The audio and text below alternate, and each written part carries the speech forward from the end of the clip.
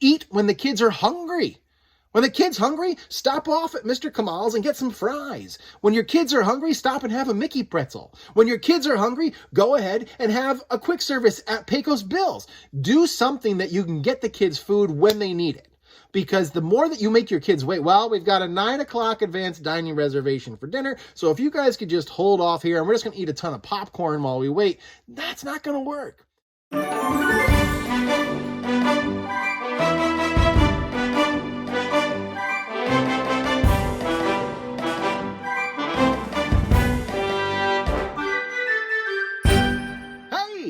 Keith here with Ask DADventure Disney episode number 25. That's right, Ask DADventure Disney is back. I'm back from dealing with the small shops every day through November and into the beginning of December and most of the end of August. And I've got some new questions for you that people brought in through my social media, brought me in through my email addresses and through our website. And we have great new questions to be able to answer for you guys, starting off with a good friend of mine who actually is a small shop owner. So we're going to go ahead and combine the two. But I'm talking about my buddy Kirk, who's over there at Walrus Carp Clothing. You can find them on Instagram at Walrus Carp Clothing and walruscarp.com, who makes great shirts.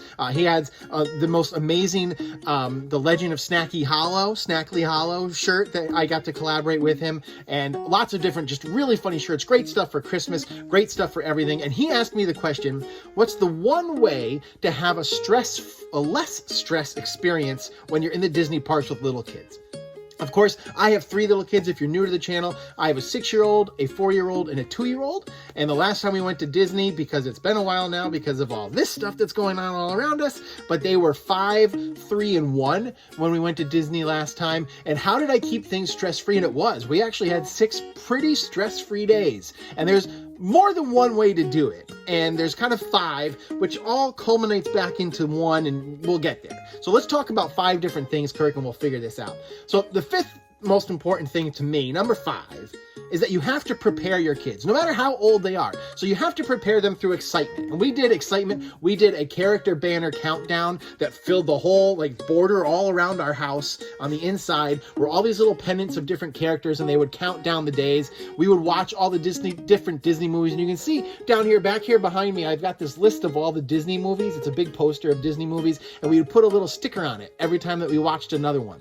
And you really want them to be able to watch movies and know characters that you're going to see a lot of in the parks. And I did a whole video series about that. I'll put the link up here so that you guys can watch that. But we did an Ask DADventure Disney film where we answered the question, what movies did I have people get excited about to help get the kids excited? So we did that already. So you can watch that. But they need to know that. We took them to a minor league baseball game so they could kind of hang out with mascots. And it was Disney night. So they saw some princesses there and they were going to hang out with them and check them out. But it was really kind of get them prepared. Let them know what it's like. Get them walking. If your kids aren't walking a whole lot, head over to your local park, head over to your local school that might have a track that you can walk around. Social distancing is great for walking and hiking, but get their walking skills up, get their legs strong, and prepare them in any way that you can for this trip. Number 4 is don't think you're going to do it all. You're just not. Well, I did another video. I was asked by friends of mine what was the difference between going with my wife, just the 2 of us, and what was it like going with kids once we had the 3 kids. And one of the biggest things is that you're kind of on a different schedule. You're on their schedule. And so you have to make sure that you're not pushing these kids nonstop. We got to get to this ride, this show, this eat, this food, this everything. Because the more you do that, the more the kids are going to start to collapse on you. Kids aren't made for that. Kids aren't made to be able to go nonstop for 14 hours and 12 miles a day. It's just not going to work. So you have to make sure that you go at their speed and know going in, this is for them.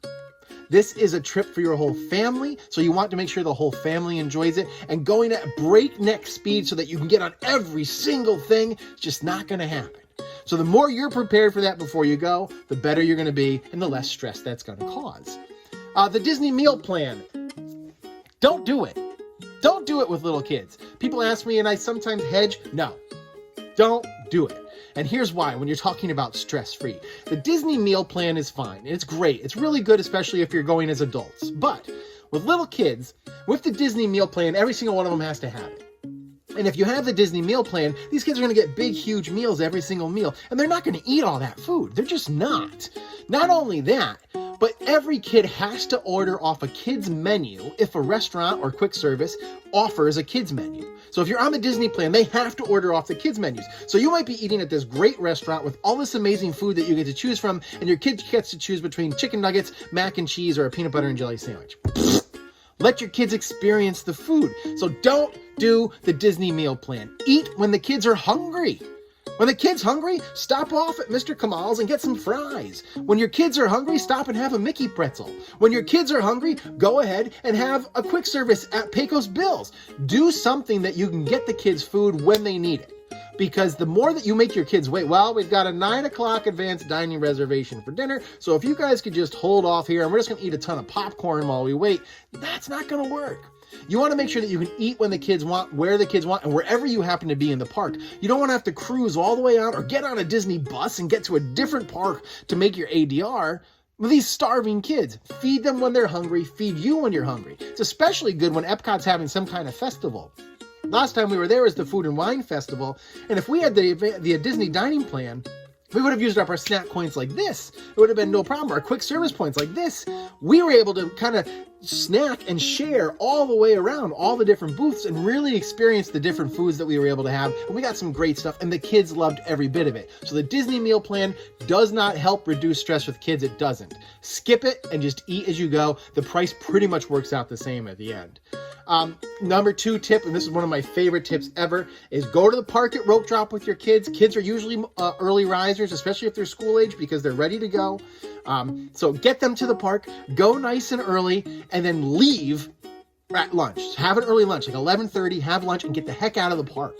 Get out of there before the Main Street Parade. Get out of there before the crowds start coming into the park and the sun is baking you from on top of the high. Get the heck out of there. Go back to your resort. I brought my Apple TV. I plugged it into the TV at the resort. And we watched Apple TV in the air conditioning. Or we went to the pool. We stay always at the Caribbean Beach Resort. And at the Caribbean Beach Resort, they have one of the coolest pools, and my kids loved it. So while everyone else was sweating and running around, getting from road, ride to ride in the big masses, we were swimming in the pool, watching Wreck-It Ralph breaks the internet on in the air conditioning and having a great time. Then we gear back up. We go back to dinner, and it's cooler. The night is coming. You get to watch the fireworks, and the kids are refreshed. A whole lot of less stress going on for you there. The number one thing, and this encompasses everything that I've just talked about, listen to your kids. This is their trip just as much, if not more, than it is yours. It is part yours. Don't forget that part. But this is your kids' trip. Your kids want to enjoy it. Your kids are going to tell you, yes, I want to meet that character. No, I don't want to meet that one. Yes, I'd love to go have my picture taken with Snow White, who's quiet and sitting at the bench. No, I don't want to go get a hug from Chewbacca, who's huge. All of these different things are important for you to listen to the kids, and I can't stress that enough. The name is DADventure Disney, so it's all about being a dad with these little kids to me. You have to listen to them. When they're hungry, you feed them. When they're tired, you go back to the resort and they rest. If you don't make it to the fireworks, so be it. No one's going to die over this. No one's going to melt. If you need, don't be that family on the bus after the fireworks with those 3 melted, screaming, horribly upset children. If you can avoid that. And you can avoid it by doing a lot of these different things. But the most important thing is listen to them. Listen to them. They're going to tell you. If they're really tired, they're going to fall asleep in the stroller, or they're going to beg you to get them out of there. If they're really hungry, they're going to ask you to get food, and get some good food. Don't just fill them with snacks and sweets. That's not going to help. You got to feed them with some protein. And there's tons, as you guys know, tons of great options to eat all around the parks. Listen to your kids. That's what I have to say. Kirk, I know you asked for one thing. I rambled. And if anyone knows about rambling, it's you, my friend. We both have a skill of that. But those are the ways that I go ahead and keep a stress-free thing. It's important that all of that, and the one thing, if you remember nothing else about the food or the dining plan or the swimming or rope drops or any of that, is just listen to your kids. They're going to tell you. Not necessarily in words, but in their actions, their body language, the way their face is turning bright red in the heat. They will tell you what you need to do. You have to stop and listen to them. And that's how it's going to help. I swear to you, it will help. If you guys have any more questions, I would love to hear them. Go ahead and send me an email. My email is dadventuredisney@gmail.com, or do exactly like Kirk did. And Kirk, Thank you so much. He contacted me through Instagram. I'm on Instagram and Facebook and TikTok at DADventureDisney. You can find me all those ways too. And you can find everything at DADventureDisney.com. I want to thank you guys for watching. If you haven't subscribed to this channel yet, go ahead and hit that little subscribe button. I'd love for you guys to know every time we do a new Ask DADventure Disney or one of my small shop spotlights, Pin Mail Mondays. Those are all there, and you'll get notified if you go ahead and click that subscribe button. And the little notification bell will help too. Thank you guys again for watching. I really appreciate it. I hope everybody stays safe.